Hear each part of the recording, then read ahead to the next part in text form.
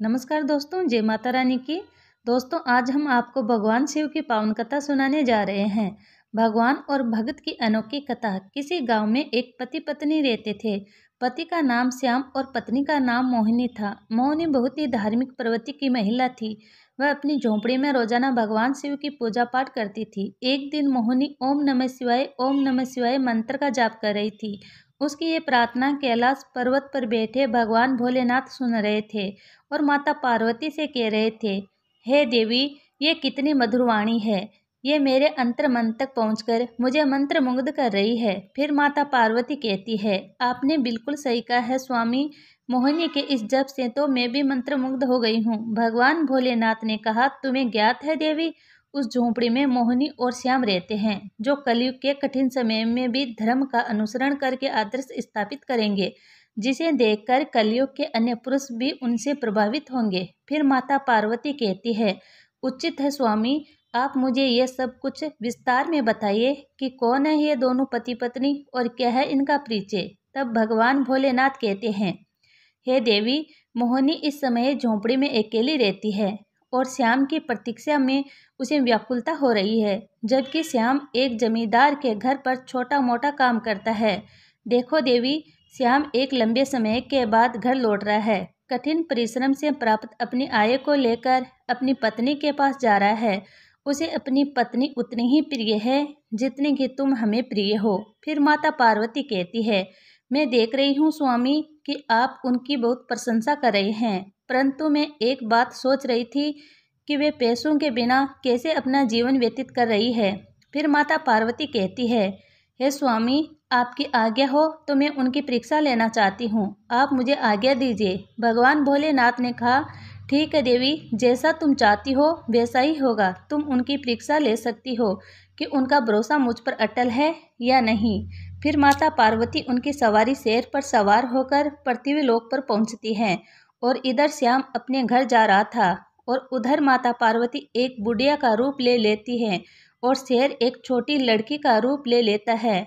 और श्याम जमींदार के घर से निकलने से पहले एक चिट्ठी अपनी पत्नी मोहिनी को लिख देता है और उसमें लिखा होता है कि मोहिनी, जब तक ये चिट्ठी तुम्हारे हाथों में होगी तब तक मैं रास्ते तक पहुंच जाऊंगा। यहाँ सब कुछ ठीक चल रहा है।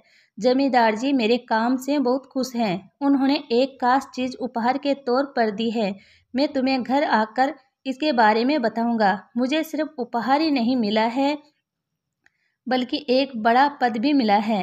अब तुम देखना, अब ये हमारी गरीबी जल्दी ही दूर हो जाएगी।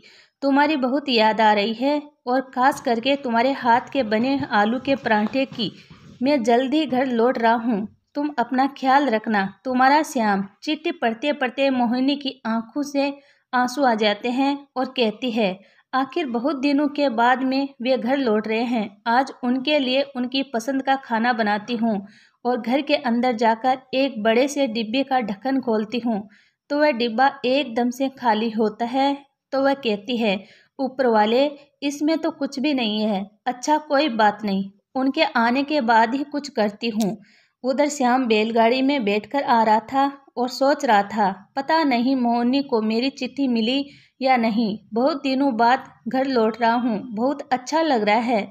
जमींदार जी ने मुझे सोने का सिक्का दिया है। उसे देखकर मोहिनी क्या कहेगी, क्या पता आज से हमारी गरीबी खत्म हो जाएगी। फिर श्याम बैलगाड़ी वाले को कहता है, अरे ताऊ, जल्दी कीजिए, मुझे घर जल्द से जल्द पहुंचना है। फिर बैलगाड़ी वाले ने कहा, हाँ बेटा, चल ही तो रहा हूँ। जैसे ही श्याम की बैलगाड़ी गांव के नज़दीक पहुंचने वाली होती है तो रास्ते में माता पार्वती और उनकी सवारी शेर, जो भेष बदले हुए थे, उनको मिल जाते हैं। फिर माता पार्वती श्याम और उस बैलगाड़ी वाले को आता देखकर उस लड़की को मारने लगती हैं और कहती है, मर क्यों नहीं जाती करमजली कहीं की। ये सुनकर श्याम बैलगाड़ी को रुकवाता है और उनके पास जाता है और कहता है, अरे क्या हुआ माँ जी, आप इस बच्ची को क्यों डांट रही है। तो वह बुढ़िया कहती है, देखो बेटा, इसके पिताजी सवेरे से काम के लिए बाहर गए हैं, पैसे लेकर घर आएंगे तभी तो खाना मिलेगा। ये इस बात को समझती ही नहीं है, मर क्यों नहीं जाती है कल मुही कहीं की। फिर श्याम कहता है, अरे नहीं नहीं, आप इसे डांटिए मत। फिर बूढ़ी माता कहती है, ये कुछ समझती ही नहीं है। ऊपर से घर का मालिक कहता है किराए दो, नहीं तो यहाँ से चले जाओ। मैं क्या करूँ बेटा, बताओ। इस लड़की को लेकर तो मुझे भीख ही मांगनी पड़ेगी। फिर श्याम मन में सोचता है, ये तो बहुत ही तकलीफ में है। मेरे पास तो जमींदार जी का दिया हुआ सोने का सिक्का ही है और कुछ नहीं। अब मैं क्या करूँ। वह सोने का सिक्का मैं इन्हें ही दे देता हूँ। फिर श्याम कहता है, माँ जी आपका नाम क्या है। फिर वह बुढ़िया कहती है, मेरा नाम गौरी है। श्याम फिर से पूछता है, आपके पति कौन है और वे कहाँ पर काम करते हैं। फिर वह बुढ़िया कहती है, मेरे पति का नाम भोला है और वे काम करने के लिए बहुत दूर गए हुए हैं। फिर श्याम कहता है, अरे आप भोला भैया की पत्नी हैं, मैं तो आपको ही ढूंढ रहा था। ये लीजिए, ये भोला भैया ने आपके लिए ही भेजा है और वह मेरे साथ ही काम करते हैं। मैं आपको ये सोने का सिक्का देने ही आ रहा था। अच्छा हुआ जो आप यहीं पर मिल गई। इतना कहकर श्याम ने वह सोने का सिक्का उस बुढ़िया के हाथ में थमा दिया। फिर वह बुढ़िया कहती है, तुमने तो मुझे बचा लिया और वे ठीक ठाक तो है ना, वहाँ पर सही सलामत तो है ना। फिर श्याम कहता है, हाँ माँ जी, वह बहुत अच्छे से हैं। तो अब मैं चलूं। फिर बुढ़िया कहती है, मेरा आशीर्वाद तुम्हारे साथ है। फिर वह बुढ़िया और वह लड़की वहाँ से चली जाती है। उनके जाने के बाद श्याम सोचता है कि मैंने तो मेरा सारा धन इन्हें दे दिया, अब मैं मोहिनी को क्या कहूँगा। इस धन से मेरे घर की हालत थोड़ी सुधर जाती। यह आपकी कैसी लीला है भगवान। फिर माता पार्वती कैलाश पर्वत पर पहुंच जाती है तो भगवान शिव कहते हैं, हे देवी, तुम्हारे बिना मुझे ये कैलाश पर्वत सूना सूना लगता है। फिर माता पार्वती अपने आसन पर विराजमान हो जाती है। फिर भगवान शिव माता पार्वती से पूछते हैं, कहो देवी, क्या वह सत्य साबित हुआ कि नहीं। मैं तुम्हारी प्रतिक्रिया जानना चाहता हूँ। फिर माता पार्वती कहती है, स्वामी आपने सही कहा था। श्याम निर्भीक भी है और बहुत दयालु भी। उसे जो पुरस्कार मिला था उसने वह भी मुझे दे दिया और सारे पैसे भी दान कर दिए। ये तो मेरी प्राप्ति है। उसने एक बार के लिए भी संकोच नहीं किया। वे लोग कितने गरीब हैं, इस सोने के सिक्के से उनकी गरीबी दूर हो सकती थी, फिर भी नहीं सोचा। भगवान शिव कहते हैं, तुम सत्य कहती हो देवी। अभी भी उस दंपति के मन में दुख और व्यथा अवश्य है। माता पार्वती पूछती है, स्वामी आप ऐसा क्यों नहीं कर रहे हैं। अभी भी उनके मन में दुख है, वो तो परीक्षा में उत्तीर्ण हुआ है, फिर ऐसा क्यों। भगवान शिव कहते हैं, जानती हो देवी, उन दोनों का मन स्वर्ण का है। उनको जितना तपाएंगे उनकी मनुष्यता उतनी ही निखर कर सामने आएगी और वे दोनों पवित्र हो जाएंगे। किंतु इस बार इन दोनों दंपति की परीक्षा में स्वयं लूंगा।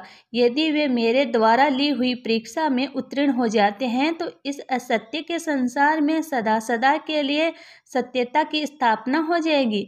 उधर श्याम को घर पहुंचने में थोड़ी देर हो जाती है तो उसकी पत्नी अपने घर में बने मंदिर में हाथ जोड़कर प्रार्थना करती है, हे भोलेनाथ, मेरे पति बस अच्छी तरह से घर लौट आए, मैं इतना ही चाहती हूँ, उनका ख्याल रखना। तभी घर के बाहर से आवाज आती है, मोहिनी मोहिनी दरवाजा खोलो, मैं आ गया हूँ। फिर मोहिनी कहती है, ऊपर वाले सचमुच आप हमारे सहायक हैं। बस मैं आपसे प्रार्थना कर ही रही थी और आपने उन्हें सही सलामत घर भेज ही दिया। फिर वह दरवाजा खोलती है और कहती है, आ गए आप, अंदर आइए। फिर श्याम घर के अंदर आता है और कहता है, क्या हुआ, तुम तो बहुत दुबली हो गई हो।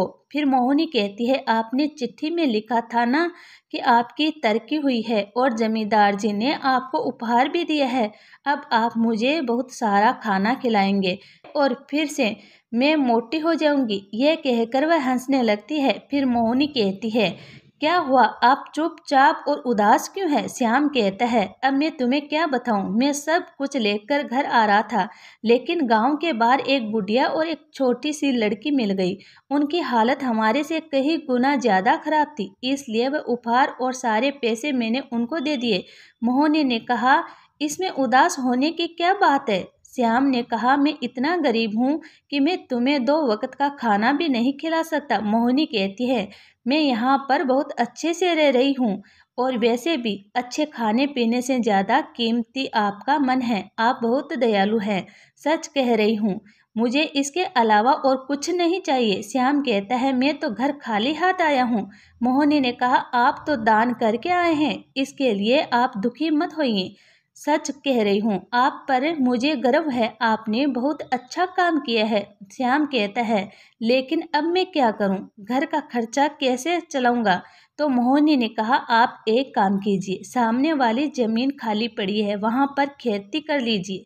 श्याम कहता है, तुम ठीक कह रही हो मोहिनी, अब मैं खेतीबाड़ी करूँगा। अगर हमारा मन साफ है तो ऊपर वाला हमारी जरूर सुनेगा। मोहिनी कहती है, चलो आज खाने का बंदोबस्त हो जाएगा, मैं पड़ोसन से लेकर आई हूँ, आप बिल्कुल चिंता मत कीजिए। फिर अगले दिन श्याम सामने वाली जमीन को फावड़े से खोदने लगता है और उस जमीन को खोदकर खेती योग्य बना देता है और उसमें गेहूं की खेती करता है और गेहूं की फसल अच्छे से उग जाती है और बड़ी भी हो जाती है।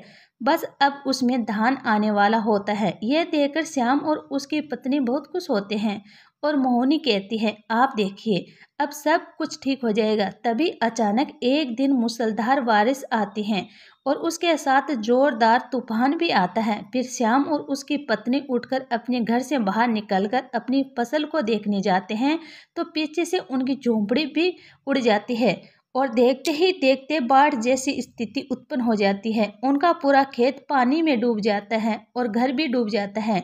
उनके घर के मंदिर में रखा हुआ कलश बहकर बाहर आता है तो उसकी पत्नी उसे उठाकर रोने लगती है। फिर अगली सुबह जब पानी उतर जाता है तब वह अपने खेत में जाकर देखती हैं तो पूरी फसल बर्बाद हो चुकी थी। घर पूरा पानी में डूबकर टूट गया था। फिर श्याम कहता है, हे भगवान, तुम किस जन्म की परीक्षा ले रहे हो, अब हम क्या करेंगे।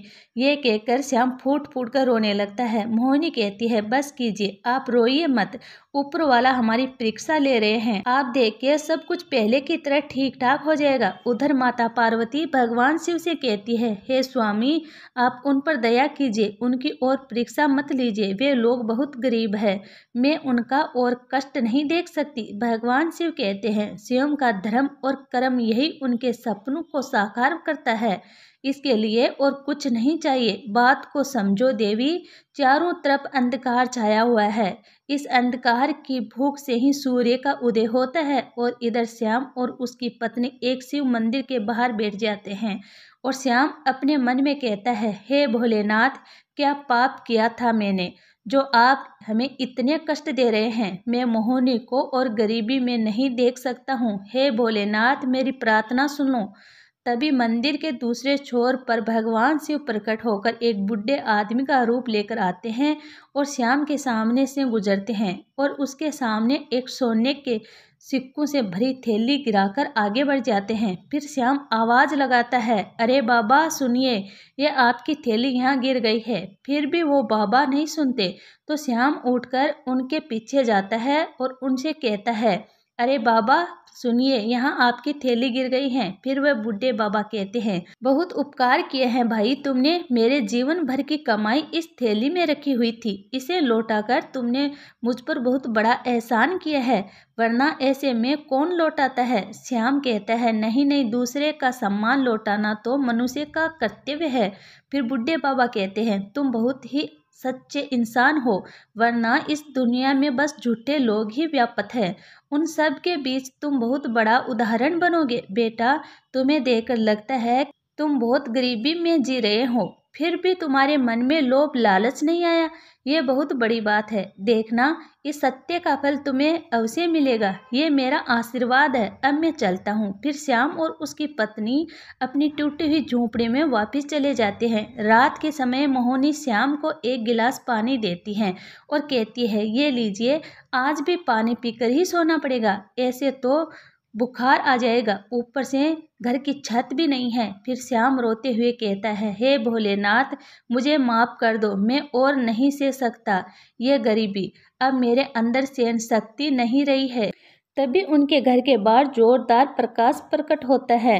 श्याम और उसकी पत्नी घर के बाहर जाते हैं तो वे देखते हैं वही बुढ़िया और बच्ची और वही बूढ़े बाबा तीनों एक साथ दिखाई देते हैं और थोड़ी ही देर में वे तीनों भगवान शिव, माता पार्वती और शेर के रूप परिवर्तित हो जाते हैं। श्याम कहता है, मोहिनी, कहीं मैं सपना तो नहीं देख रहा हूँ, भगवान शिव और माता पार्वती साक्षात हमारे सामने खड़े हैं। फिर मोहिनी कहती है, यह सपना नहीं है, हकीकत है, देखिए भगवान शिव हमारे बुलावे पर आ गए हैं। फिर दोनों पति पत्नी कहते हैं, भगवान शिव और माता पार्वती की जय हो। इतना कहकर वे दोनों उनके चरणों में गिर पड़े। माता पार्वती कहती है, तुम्हारा इतना साफ मन देखकर हम प्रसन्न हो गए हैं। ये जो हमने तुम्हारे पैसे लिए थे तुम्हारी परीक्षा थी। तुम्हारा मन इतना साफ है कि सृष्टि के सारे लोग तुम्हें हमेशा याद रखेंगे। भगवान शिव कहते हैं, मैं तुम्हें वरदान देता हूँ कि आज के बाद तुम्हें कभी दरिद्रता का सामना नहीं करना पड़ेगा। तुम सदैव सुखी रहोगे और आज के बाद से तुम जीवन में हमेशा उन्नति करते रहोगे। फिर श्याम कहता है, आपकी कृपा दृष्टि हमेशा हम पर बनी रहे। जिंदगी में जितनी भी मुश्किलें आई हम सदैव केवल सही राह पर ही चलेंगे। ऐसा आशीर्वाद हमें दीजिए प्रभु। भगवान शिव और माता पार्वती ने कहा, तथास्तु। और ये कहकर ये अंतर्ध्यान हो गए। अब श्याम और उसकी पत्नी दोनों वापस घर में जाते हैं तो देखते हैं वे दोनों थैलियां उनके घर में पड़ी हुई थी। एक थैली तो वह थी जो श्याम को जमींदार ने दी थी और दूसरी थैली वह थी जो उस बूढ़े बाबा की सोने के सिक्कों से भरी हुई थी।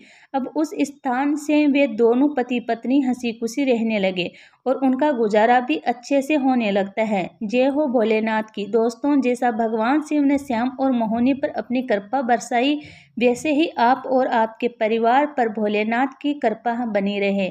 हर हर महादेव। जय माता दी।